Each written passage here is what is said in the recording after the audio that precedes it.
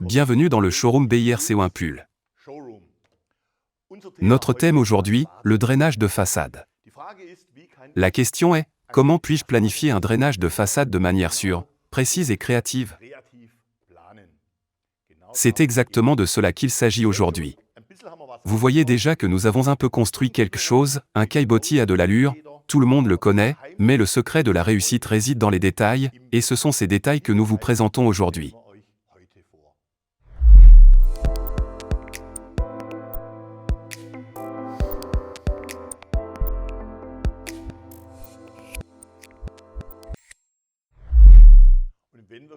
Et puisque nous en sommes au détail, vous en voyez déjà un peu. Je vais commencer par la partie inférieure. D'un côté, vous avez une paroi latérale fermée, de l'autre, une paroi latérale perforée. Cela signifie que nous avons des parois latérales fermées vers la façade, c'est-à-dire moi dans ce cas, et des ouvertures perforées vers l'avant dans la zone de la surface de drainage, là où se trouve la bande d'étanchéité en bas, par exemple, afin que l'eau puisse s'écouler, mais que le gravier ou le gravier concassé, par exemple, ou le raccordement à d'autres matériaux, n'entrave pas l'écoulement du drainage. Voilà pour la partie inférieure, qui n'existe d'ailleurs pas seulement dans la taille que vous voyez ici, mais logiquement dans différents diamètres nominaux, dans différentes hauteurs. Nous avons donc déjà résolu de nombreux détails, nous avons réfléchi à ce qui pourrait être utilisé à l'extérieur. Nous avons également dialogué avec des planificateurs, des architectes paysagistes, des paysagistes et bien sûr avec les clients. Un détail important de toute l'histoire est bien sûr la capacité de drainage, nous l'avons garanti par les arrivées d'eau, par les écoulements, mais aussi par le type de recouvrement. Car chacun a une façade différente, il en existe de toutes sortes. Certains préfèrent l'acier et l'inox, d'autres aiment les couleurs. Nous pouvons revêtir tous les recouvrements de caniveau d'une couleur conforme au tableau RAL, que l'on aime le rouge, le jaune, le vert ou le bleu ne joue aucun rôle. Chez nous, c'est possible. Et aussi des détails comme ça, des couleurs anthracites, dans les constructions industrielles, qui vont bien avec les cadres de fenêtres ou les encadrements de façade. Très populaire, très apprécié, les grilles perforées. Une très bonne chose, grande capacité de drainage, belle optique et bien sûr, si l'on pense à l'accessibilité, par exemple aux fauteuils roulants, aux cannes, etc. Un élément particulièrement important.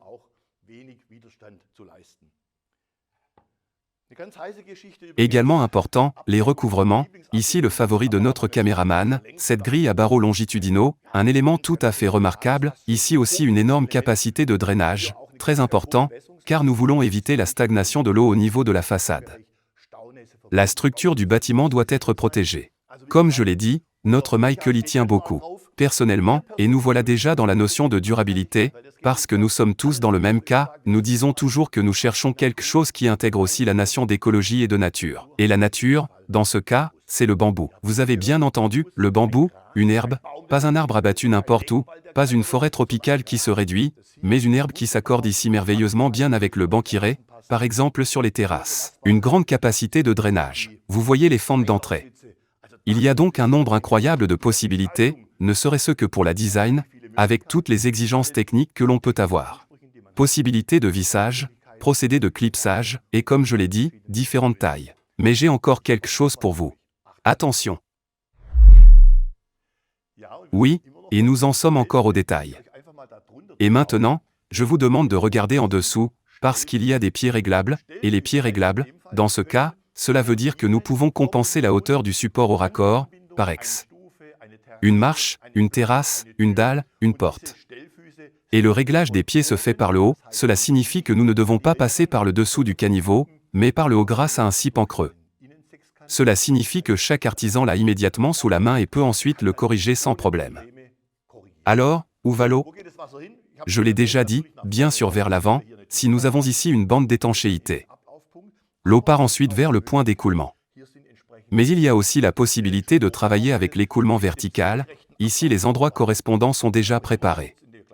Et puis nous avons montré ici brièvement dans la plus petite taille, vissable, c'est-à-dire qu'il passe par ici et revient ensuite en bas, il est ensuite vissé. Vous voyez déjà la bande d'étanchéité, pour qu'il n'y ait pas de perte d'eau. Et cet écoulement passe ensuite dans ce réducteur, où nous pouvons ensuite raccorder les tuyaux KG. Je n'ai donc pas trop promis en disant cela, il s'agit ici de solutions détaillées. Il s'agit en fait d'un système prêt à l'emploi pour toutes les éventualités. Et je pense que c'est déjà une très bonne chose. Et ce n'est pas pour rien qu'il s'appelle Toplin, car c'est un produit haut de gamme. Oui, nous en sommes encore au détail. Vous remarquez que nous ne les avons pas encore tous énumérés et qu'un détail important de la Toplin est l'obturateur du caniveau. On parle ici de l'obturateur qui se glisse à l'extrémité du caniveau. Le Toplin est ainsi fermé. Vous voyez donc qu'il s'agit là aussi d'une solution parfaite. Nous avons déjà montré différentes possibilités de recouvrement. Je vais simplement utiliser le recouvrement en bambou. Vous savez que c'est une herbe fantastique, qui ne menace pas la forêt tropicale. Ensuite, il ressemble à ça et sera d'une parfaite élégance sur la terrasse. Je pense qu'on peut très bien se l'imaginer. Qu'en est-il si je dis que je souhaite toutefois installer un tel recouvrement de manière sécurisée en le vissant dans le caniveau? Pas de possibilité de vissage? Si.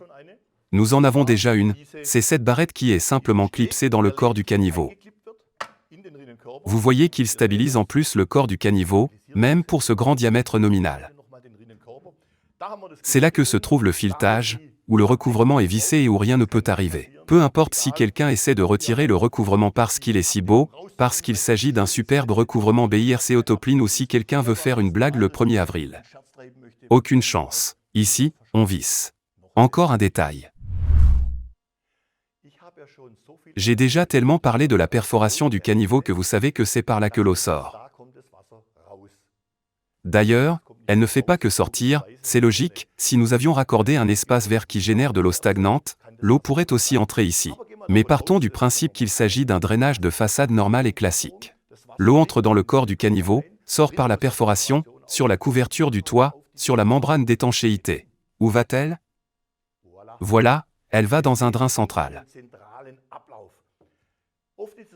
Souvent, il se trouve au milieu de la terrasse.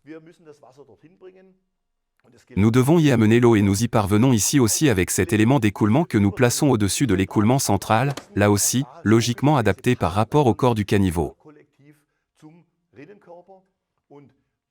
Et si le tronçon est très long, ou si nous disons que nous voulons éviter la stagnation de l'eau, on le résout avec de tels éléments.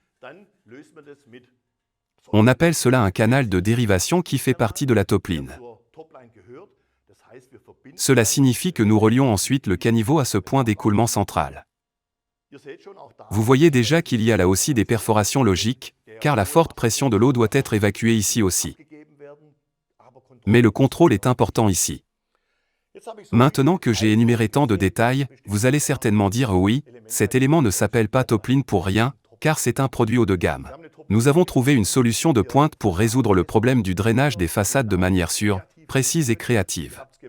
Vous l'avez remarqué, nous n'avons pas lésiné sur les détails importants et c'est pourquoi nous recommandons, absolument, BIRC Autoplin. J'ai maintenant beaucoup parlé de la eau. Il se trouve que j'ai ici un magnifique maître pliant Birko, maître de charpentier. Et oui, tant qu'on y est, tout le monde peut aller tout droit. Mais qu'en est-il des façades ou des terrasses? Lorsqu'il s'agit de faire un angle? Si j'ai besoin d'un angle droit, oui, alors je coupe, puis je bride, puis je soude, puis je galvanise. Là aussi, nous sommes dans la solution haut de gamme avec la Toplin. Je les ai avec moi, évidemment, à savoir, vous le voyez ici, une pièce d'angle confectionnée, un élément d'angle à angle droit. Je vais enlever les caches pour que vous puissiez voir que vous n'avez rien à couper sur place. Rien d'acier. L'élément est d'ailleurs livré ici aussi avec les possibilités de vissage correspondantes pour les pieds de réglage. Et ensuite, de recouvrements finis et galvanisés en conséquence sont également insérés dans le corps du caniveau. Et j'ai un angle droit prêt à l'emploi. C'est aussi rapide que si je devais poser 5 mètres en ligne droite. C'est une solution top. C'est la Toplin. Vous avez entendu beaucoup de choses sur le drainage des façades avec BIRC Autoplin. Vous voyez ici encore une fois quelques-unes des solutions, des détails, des éléments. Si nous avions montré tous les détails, toutes les solutions, toutes les innovations de la Toplin, la table aurait été encore plus pleine ou nous aurions eu besoin d'une table encore plus grande. Mais c'est pour cela que nous avons un catalogue. Vous y trouverez tout, y compris les données, logiquement aussi en PDF, tout comme dans le tarif qui existe aussi en PDF. Sinon, regardez, nous sommes sur LinkedIn, sur YouTube nous avons d'autres contributions et tout le reste des données, des exemples, des documents, nous les avons sur birko.fr. Oui, c'est tout pour aujourd'hui. Merci d'avoir regardé. Nous attendons avec impatience la prochaine fois que nous nous retrouverons ici, dans le showroom BIRC Wimpul. Au revoir.